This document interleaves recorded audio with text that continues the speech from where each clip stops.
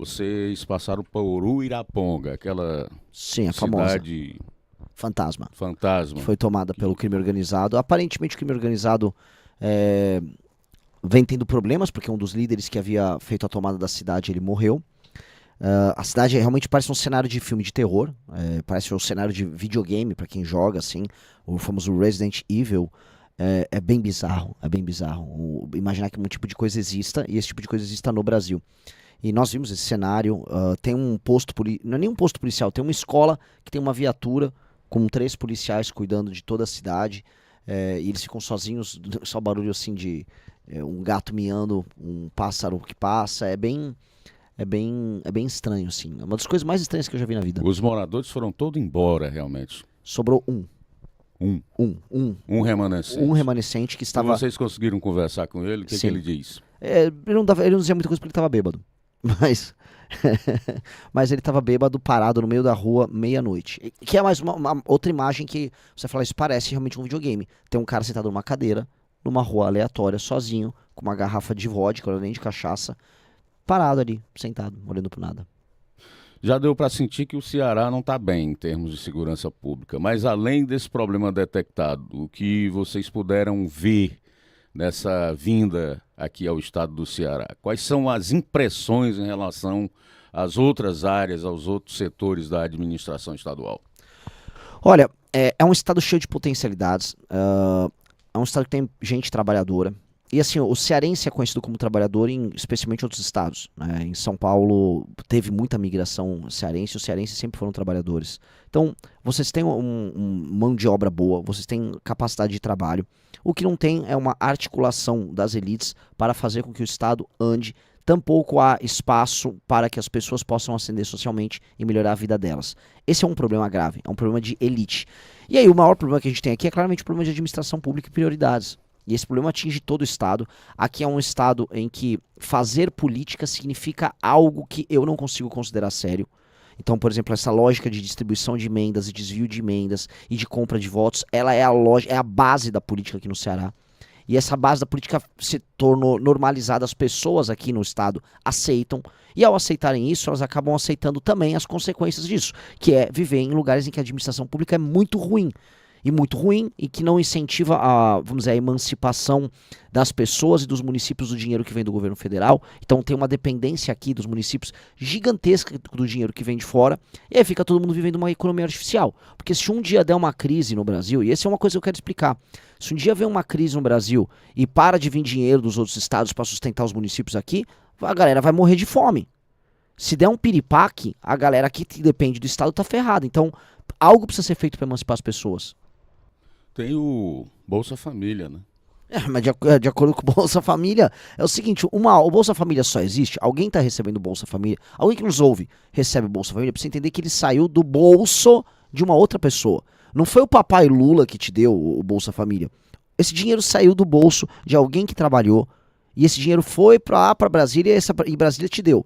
Uma hora pode engripar, e tá pintando que vai engripar porque a economia brasileira está indo para um caminho muito perigoso.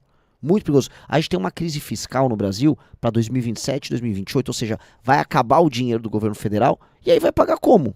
Então as pessoas, assim, se você fica... Sabe aquela fábula da formiga e da cigarra? Todo mundo conhece. Que a cigarra fazia música e era sempre um verão pra cigarra. A cigarra tava tocando o violão dela e a formiga ficava lá coletando folhas, coletando florzinha e levando. É a cigarra. O que você fica trabalhando tanto aí, formiga? Tá tudo bem, tá tudo bem.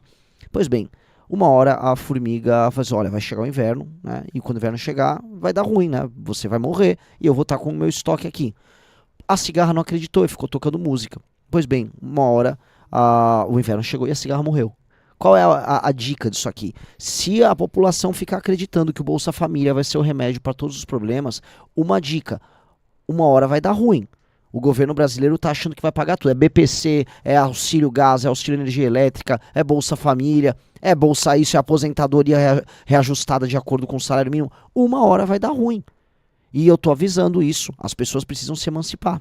Você sabe que um dos efeitos colaterais do Bolsa Família e todo esse assistencialismo, né, com o dinheiro público é a acomodação e a preguiça. Hoje nós temos dados estatísticos aí de que, por exemplo, empresas que vêm de fora, inclusive, empresas locais estão com dificuldade de mão de obra para poder avançar nos seus negócios, porque essas pessoas simplesmente não querem mais trabalhar. E aí, como é que fica o futuro? Isso, olha só, isso você não verá outros pré-candidatos à presidência falar. Mas eu vou concordar em gênero migral com você. Tem estatísticas que mostram que o comércio já não consegue contratar pessoas. E não consegue contratar pessoas porque a pessoa faz o seguinte cálculo. Ah, eu moro aqui na minha casa. A minha mãe recebe Bolsa Família, minha avó recebe uma aposentadoria, eu consegui puxar um Bolsa Família aqui, mesmo com um valor menor, e aí eu faço um bico 2, 3 vezes por semana, tiro um dinheiro com esse bico e vou deixando a vida me levar. Esse tipo de coisa é inimigo da disciplina, esse tipo de coisa é inimigo da vontade, e esse tipo de coisa é deletério para a economia. Esse tipo de isso quando não, esse cara ou alguém da família dele arruma um contato com um político e pega um empreguinho na prefeitura. Ou seja, em todas as instâncias da vida dessa pessoa, essa pessoa está circundada pelo governo, o governo banca ela de alguma maneira. Isso não funciona, isso vai dar ruim. Isso vai dar ruim porque, assim, os estados no Brasil, eu tô falando isso em todos os lugares que eu tô indo, deu até uma briga na última rádio que eu passei. Os estados no Brasil, eles não estão felizes uns com os outros. A galera de Santa Catarina, a galera Paraná, a galera de São Paulo, começa a falar, pera um pouquinho, eu mando o dinheiro todo pra Brasília, e aí eles sustentam um monte de gente, e depois ainda reclamam de mim e falam que eu sou xenofóbico. Mas que porcaria é essa?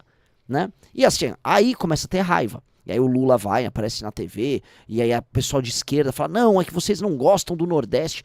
Olha, o Nordeste não gosta do Nordeste. Os políticos do Nordeste tratam as pessoas do Nordeste igual lixo. Não dão desenvolvimento econômico para as pessoas do Nordeste. Aí as pessoas vão embora. Elas migram para Goiás, hoje em dia para Mato Grosso, para São Paulo, Santa Catarina. Vão morar lá. Em geral vão morar mal, vão morar sozinhas, vão perder seus familiares, seus amigos, para tentar vir em outro lugar. Num modo de vida que não é o modo de vida que elas têm aqui.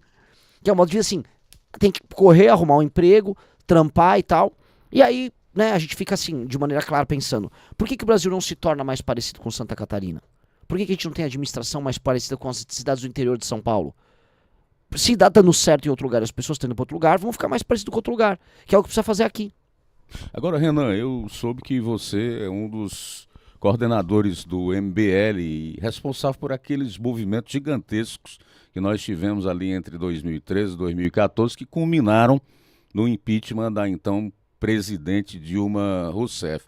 Se nós estamos diante de um quadro de catástrofe anunciada no Brasil, eu particularmente não consigo entender como esse presidente continua aí, como o Congresso continua inoperante e também o porquê da falta de manifestações. O que foi que houve com vocês também do MBL? Deram uma acomodada? O que foi que aconteceu? Não, aqui assim, houve uma coisa no meio do caminho.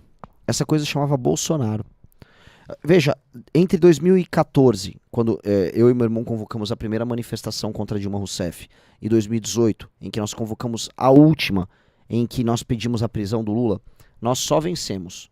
Derrubamos a Dilma, fizemos o governo interino, aquele governo tampão do Temer, passar a reforma, apoiamos a Lava Jato, prendemos o Lula. A partir de 2019, o Bolsonaro é presidente, a primeira coisa que ele faz é tomar as manifestações da população. E as manifestações deixaram de ser uma ferramenta que as pessoas tinham para protestar contra algo ou apoiar algo importante. Por exemplo, eu vou protestar contra a Dilma ou eu vou apoiar a Operação Lava Jato. E viraram um ato de apoio ao Bolsonaro, em que as pessoas ficavam chorando vendo o Bolsonaro, dançavam músicas do Bolsonaro. Ora, eu não vou ir pra rua num domingo, ficar dançando um funk do Bolsonaro. Só que as pessoas querem ir. Não consigo hoje convocar uma manifestação na Paulista igual eu fazia antigamente, porque a manifestação, quem vai hoje na manifestação são pessoas de idade que querem lá amar o Bolsonaro. Eu não consigo explicar para elas que o Bolsonaro é um problema.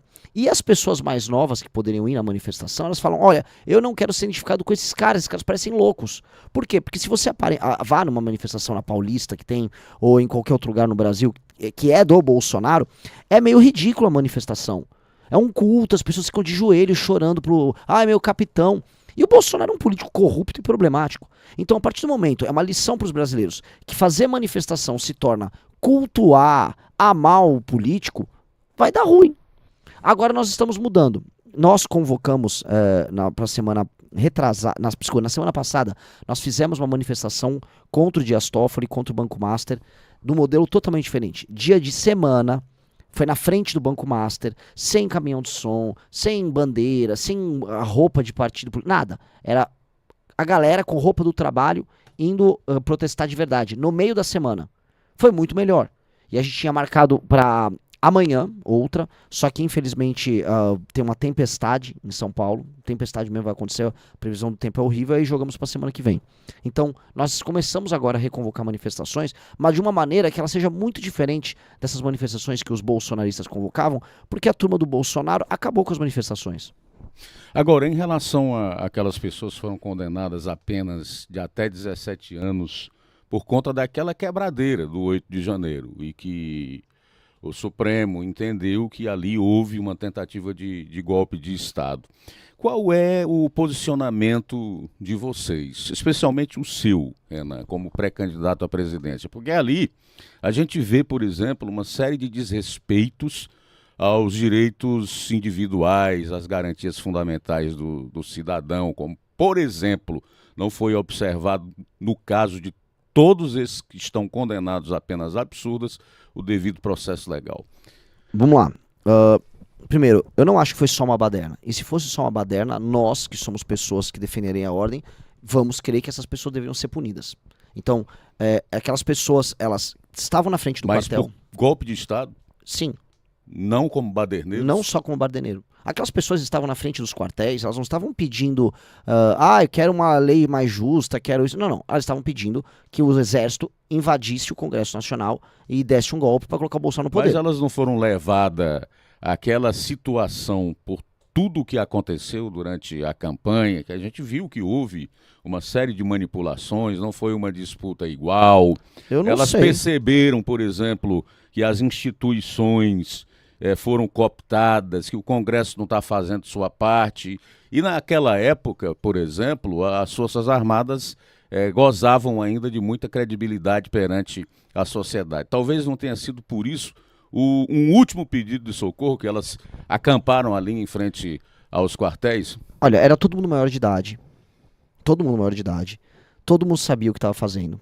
Eu não posso falar agora que essas pessoas são manipuladas ou que estavam ali num último grau de esperança. Não vou falar que um bandido que roubou o seu celular ou que assaltou uma pessoa, que matou um entregador, fez isso porque estava com fome, que é aquela desculpa que a esquerda sempre usa. Aquelas pessoas são maiores de idade, elas são titulares de direitos e deveres.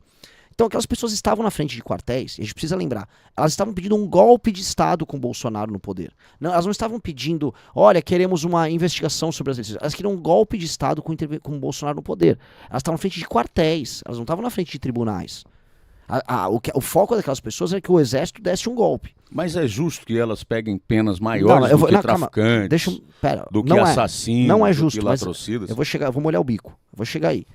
Essas pessoas, elas queriam algo errado, e elas sabiam das consequências. Pois bem, elas foram se manifestar. Nós, do MBL, descobrimos trocas de e-mail ali que envolviam a BIM e Polícia Federal, que mostraram que o governo Lula estava ciente que haveria uma manifestação que tinha esta intenção de entrar nos palácios. O que o governo Lula fez? Ele retirou todas as linhas de defesa, não fez. Inclusive o Lula foi para Araraquara nesse mesmo dia. Sim. E aí permitiu. E aí essas pessoas foram vendo, nossa, vamos entrando. Essas pessoas, aí sim, são pessoas, você me desculpa o termo que eu vou usar, meio bestas, e falaram, nossa, eu vou entrar. Elas entraram. Elas achavam na cabeça delas que o que elas estavam fazendo ia motivar as Forças Armadas a fazer a tal da intervenção militar, e aí sim acabaria o governo Lula. Tanto que quando chegam as Forças Armadas ali, as Forças Armadas, elas aplaudem, né? Nossa, chegou os soldados, e aí elas vão presas. Pois bem, as penas naturalmente são absurdas, e a forma como que elas foram julgadas foi absurda. O direito foi muito pesado contra elas, elas não dispuseram de direito de defesa, elas tiveram coisas que você vê em regimes opressivos ou que você deveria ver contra traficantes, que são audiências coletivas. Imagina, quando você, no direito penal, a audiência é uma coisa exclusiva e individual.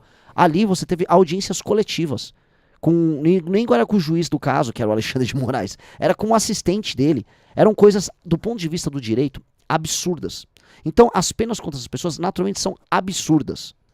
É tudo absurdo o que aconteceu ali. Teve um cara que era motorista de Uber que estava levando uma pessoa, e aí os militares pegaram o cara e botaram o motorista de Uber no meio. O cara ficou preso. Então, o que houve contra essas pessoas foi naturalmente absurdo, diante da impunidade que nós temos contra o crime organizado, foi absurdo na comparação, só que eu não vou passar pano para adulto. Aquelas pessoas eram adultas, entendeu? Então, eu sou contra as penas, sou a favor da redução grande da pena dessas pessoas, mas ao mesmo tempo eu não vou passar a mão na cabeça e falar que era herói nacional, porque sabiam o que estavam fazendo e essencialmente essas pessoas estavam erradas no que elas estavam fazendo. Erradas no propósito, erradas no culto ao Bolsonaro, erradas em fazer baderna, porque se for nessa mesma linha, eu ganho do Lula no segundo turno, Lula chama MST, fica acampado lá, Rússia me ajuda, Venezuela me ajuda, aí manda esse MST invadir o Congresso Nacional. Ah não, mas era só uma baderna. Esse é o argumento da esquerda. A esquerda que usa esse argumento não é uma baderna, uma libertação do não sei o quê. Eu não posso admitir essa baderna, nem esse discurso, nem para a esquerda, nem para a direita. E vou lembrar uma coisa, nos Estados Unidos houve a invasão do Capitólio. Veja as penas que as pessoas tomaram na invasão do Capitólio. Altíssimas. Inclusive teve gente morta ali no meio.